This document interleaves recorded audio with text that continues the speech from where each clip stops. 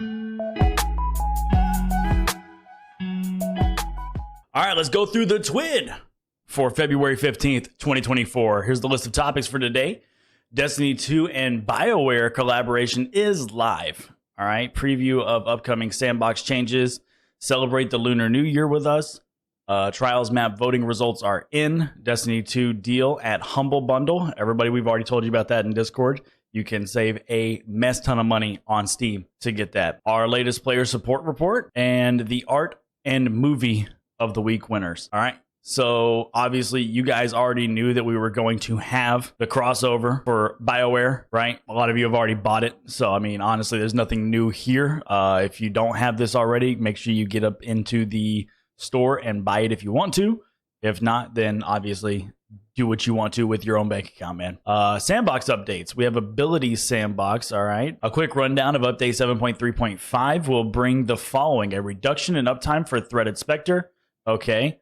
A few changes to thread links to make them easier to deal with in Crucible. W. A fix for the restoration timer extension issue. Okay, cool. With a few corresponding changes to relevant solar fragments. That's good. A small number of ability buffs that we're pulling forward from our balance pass in the final shape. All right, so Threaded Spectre and Snaring Slam is going to be reduced. So reduce class ability, regeneration penalty duration by 50% in PvE activities. Not that big of a deal. Threaded Spectre now applies the same class ability regeneration penalty used by Ensnaring Slam when the player creates a Threaded Spectre. Increase Threaded Spectre detonation damage by 25% versus PvE combatants. Not bad at all. Honestly, not really huge changes here. Yeah, it sucks having the regeneration penalty by 50%, but I mean, honestly, not that big of a deal. There's plenty of ways to strand up enemies, especially with the new exotic bow, Wishkeeper. There's plenty of ways you can do different strand builds, right? Threadlings. What's happening to the threadlings is going to be increased aim assist shape size. So for those of you that use aim assist on controller, I guess, easier to shoot. I mean, that's pretty cool. Reduced base damage versus enemy players from 40 to 35. Not really a huge change, just a little bit of a minor adjustment there. Damage with Thread of Evolution equipped reduced versus enemy players from 45 to 38.5. Again, not a huge jump there, but obviously a little bit of tuning. Honestly, I feel like they're not going overboard with the change right there. Fixed an issue where groups of threadlings were not reliably chain detonating when one was destroyed. Fixed an issue where threadlings sometimes did not play their non-damaging destruction performance when destroyed by enemy fire, resulting in them appearing to blip out of existence. Cool. So just a little visual change there. Not that big of a deal. Again, the threadlings, not huge changes coming to the threadlings. It's going to make them easier to shoot, and they're going to actually go away whenever you shoot them. Very cool. A little bit of damage buff or nerf to them. Not huge, just a little bit of fine tuning there. Arcane Needle increased aim assist angle by about 50%, increased aim assist fall off distance from 30 to 45 meters, increased tracking angular velocity by about 5%, increased the length of the projectile's tracking shape, fixed an issue where uncharged melees with Arcane Needle equipped resulted in the player appearing to freeze in a melee pose. Cool. So just a couple visual fixes there, and then obviously for controller, aim assist is going to be a little bit more broken whenever you're doing the aim assist on that. Restoration and Radiant changes. Okay, so there's a lot of people that have been complaining about Restoration and Radiant, so I know that we've encountered it a few times while trying to do like solo flawless and stuff like that. Solar not being able to proc restoration as much as we need it, so hopefully they fix it here. So fix an issue where the maximum duration of restoration and radiant buffs was being incorrectly stored, resulting in their buff timers resetting to the initial duration instead of the maximum when the buff was applied. That's a W. So they just fixed it completely. That's amazing. This also resolves similar issues with shorter restoration sources like sunspots with the Sol Invictus aspect. So they made it a lot better for Titans. That's awesome. So we've been encountering this a lot. They heard it. They fixed it super quick because this is just a new thing for this season. W Bungie. Ember of Mercy now extends your current restoration duration by 2 seconds when a fire sprite is collected, okay, rather than resetting it. Huge. We love that because it's just another way to extend it. Just keep extending. If you don't already have restoration active, collecting a fire sprite grants restoration with a 2-second duration. Huge. It already did that, right? But now if you already have it set, it'll extend it by 2 seconds. That's amazing, because that kind of messed up a lot of runs. The restoration extension is increased to 3 seconds while Ember of Solace is equipped. Love that. Ember of Empyrean increased the maximum duration from 12 seconds to 15 seconds. This is huge. That 3 seconds is huge anytime you're doing solo content, man. That's awesome. We love that. Reworked the duration extension granted with each solar defeat.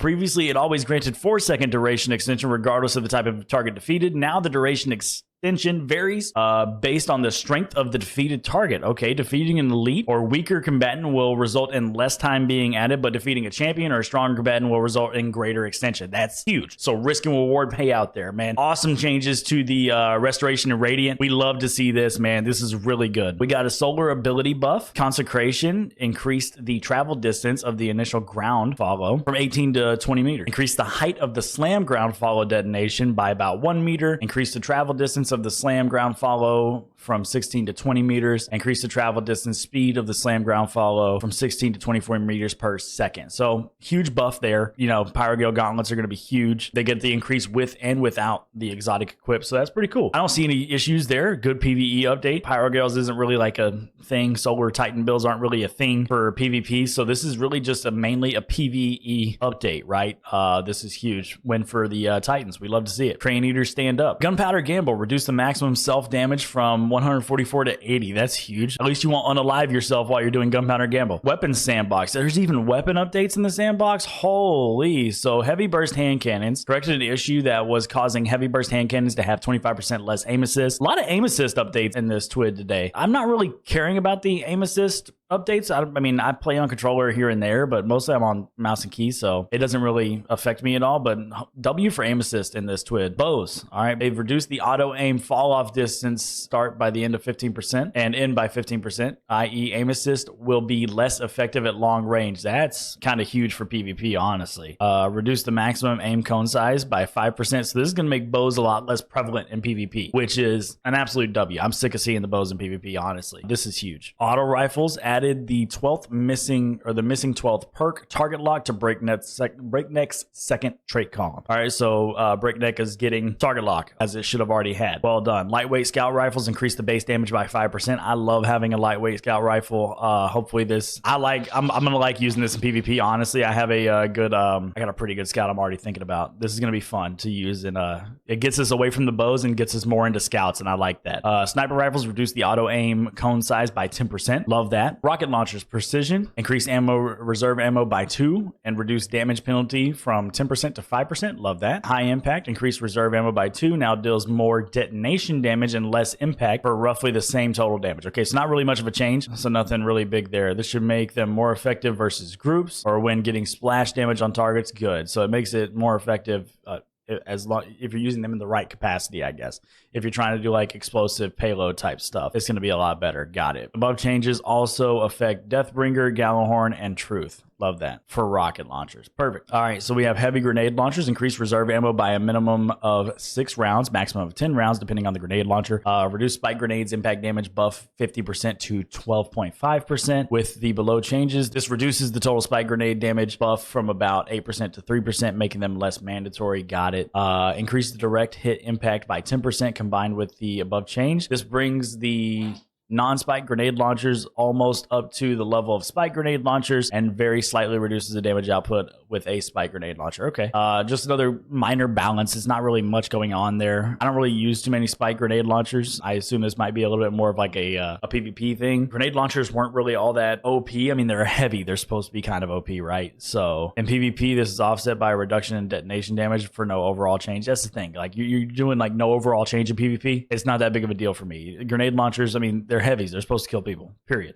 If you get the heavy, you win. Wave frame heavy grenade launcher, increase the damage by 20%, increase the wave width by 40%. That's actually pretty crazy. I mean, we're not really using wave frame heavy grenade launchers all that often in like a PvE setting, but this is huge. Wave width by 40%. You're all like, that's crazy. Caster swords reduce heavy attack energy cost from 5 to 4 Increased heavy attack damage by 16%. Not too much of a change there. We got some exotics changes. Vigilant Swing now has a deterministic recoil pattern. Okay. Dex Myth class has increased ADS damage. Fall off scalar from 1.5% to 1.7, 1.5 times to 1.7 times. Sorry. Increased ADS damage fall off. Okay. So they're just gonna be falling off at a longer range. So it's gonna hold that damage for longer is what I'm reading here. You can correct me if I'm wrong. It seems like the damage fall off is not going to occur so quickly, which is good. It makes this a little bit more of a long-range fighter. Wishender, True Sight will now deactivate if you leave ADS or hold it for longer than 3 seconds. To reactivate it, you must fully redraw the bow. So it just doesn't stay while you have the bow drawn. So that kind of like is a nerf on, I guess, Oath Keepers, if you really think about it. Edge of Action increases its damage resistance in PvE against all combatants except bosses to 85% and increases damage resistance against bosses to 15%. That's pretty crazy. Manticore, players must now be airborne for half a second and deal damage with the weapon to activate the perk. We gave it a special reload to quickly disengage anti-gravity thrusters. Terrabot also receives this special reload ammunition. While anti-grav thrusters are engaged, combatants will be less accurate when targeting the player, similar to the always on time Sparrow. With the catalyst, final blows and sustained damage with Manticore while airborne grant void overshield and return ammo to the magazine. Cool. The X-Durus increased impact damage against PvE enemies by 50%. Detonation damage is unaffected, so the total damage will be down a little bit, varying by target type. Increased the maximum rate of fire by 17%. Got it. So detonation damage is unaffected. Total damage increase works to be around 20%. Okay. If you're doing the detonation damage, it works to be around 20%. Makes sense. All right. So we have perks also getting changed, and huge sandbox changes. There's so many going on. Heal Clip now grants cure ×2 to the player while still granting cure ×1 to nearby allies. Trench Barrel can now be activated by dealing damage with ranged melee attacks. That's pretty cool. Once activated, it no longer... Barrel Constrictor, sorry. Once activated, it no longer deactivates upon firing a shot. It lasts for 7.5 seconds. And it buffs all shots fired during that time. Enhanced Barrel Constrictor lasts for 8.5 seconds. Loose Change, applying a subclass 3.0 debuff, now grants plus 20 aim assist stat and 20% reduced ADS movement speed penalty. Loose Change, huge for ADS players, is what I'm reading right there. Or huge for aim assist players. A plus 20 aim assist stat is actually crazy. Aim assist wasn't already like crazy sticky in the game to begin with.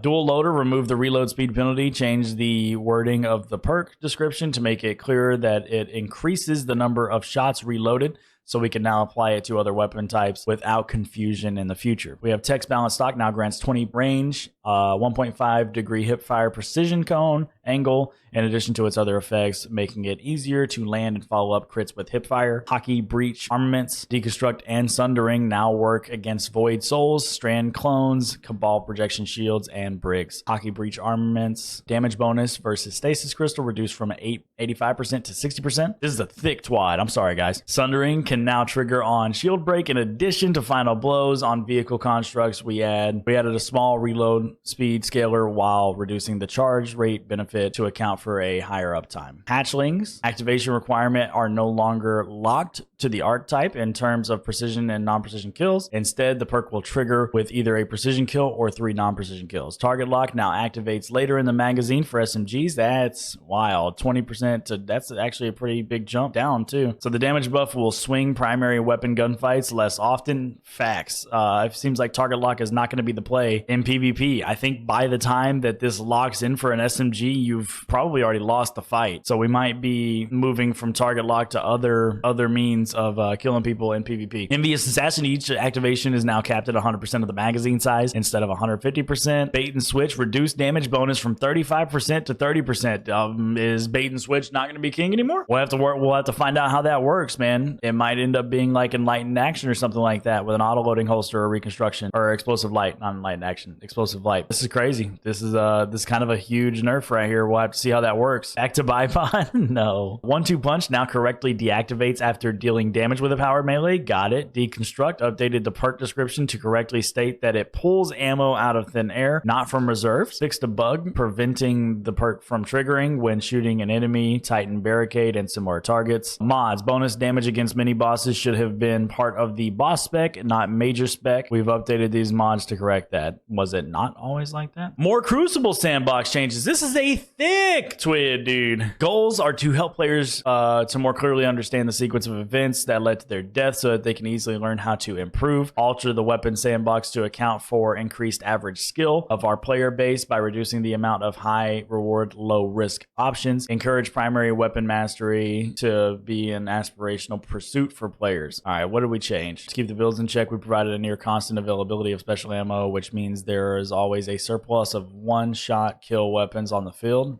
Dang. Primary weapons competitive. We have made primary weapons highly lethal, fast killing, and general also very forgiving. Okay. High percentage deaths in our sandbox where from the target's perspective, it feels like there was nothing they could have done differently. Player health will be increased by 30 HP in base Crucible. So players will have 100 health up from 70 and 116 to 130 shield depending on the player's resilience values. Okay. Melee grenade and class ability cooldowns now have a 50% penalty applied to them in Crucible only. Super cooldowns now have a 20% penalty applied to them in Crucible only. So less abilities, more gunplay, more health. So TTK is going to be a little bit higher, but they made primary weapons hit harder and they made it to where special ammo or special weapons can still do one shots as they should. I don't know. We'll have to see how that plays out. Ability damage, increase base super damage by 31%. Not going to matter. I mean, if you're in your super, you're winning fights anyway. Melee, increased base melee damage by 16%. They have to do all this with the health upgrades and increased arc flux grenade damage by 16%. Okay. It looks like hunters are probably going to go away from strand and kind of back to like an arc build in PvP. I don't know. I think I can see that happening. Pulse rifles, auto rifles, primary weapon archetypes. Get back, dude. Come on. Primary weapon archetypes, pulse rifles, auto rifles, sidearms, and scout rifles increase critical hit damage by 14%. Hand cannons increase critical hit damage by 10%. Reduce body shot damage by 5%. Reduce flinch dealt to players by projectile 12.5 and project explosive payload by 10. More headshot damage. That's going to be crazy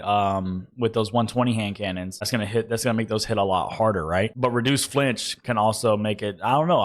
I think this isn't huge, but a 10% damage for crit, it's going to make those two shot a lot easier without having to get like golden tricorn and stuff like that activated. So that's pretty crazy. Some machine guns increase critical hit damage by 12.5%, reduce body shot damage by 3%. Bows have reduced base damage by 15%. W's.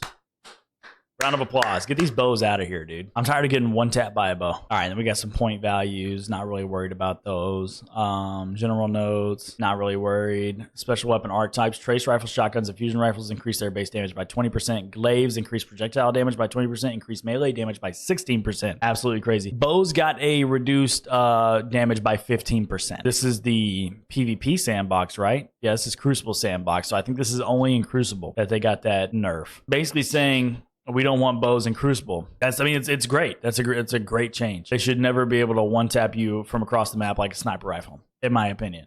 Whether or not using Wish Ender. Heavy weapon archetypes, heavy grenade launchers reduce detonation damage by 5%. Machine guns increase damage by 20%. They're trying to get you more towards the machine guns, less towards the grenade launchers. Exotic weapons fighting lion decrease damage versus players in Crucible by 20%. Devil's Ruin decrease charge beam damage against players by 15%. Reduce flinch dealt for the Crimson to players by projectile impact by 17.5%. Forerunner has increased damage versus players by 20%, and Symmetry increased revolution damage versus players in Crucible by 16%. Woo! That's a lot to cover. They said it, dude. They said it. That was huge. That's a lot of sandbox updates.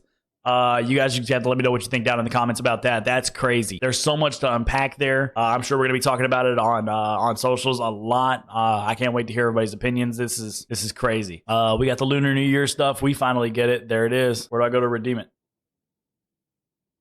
Redeem. Thank you. Look at this. We also have items available at Eververse as part of the celebrations of the Lunar New Year. I like the Sparrow, man. The Sparrow's sick. Look at the freaking Risk Runner right here. This is awesome. This is great. Love all this. Oh, the next Trials map is. Look at this, man.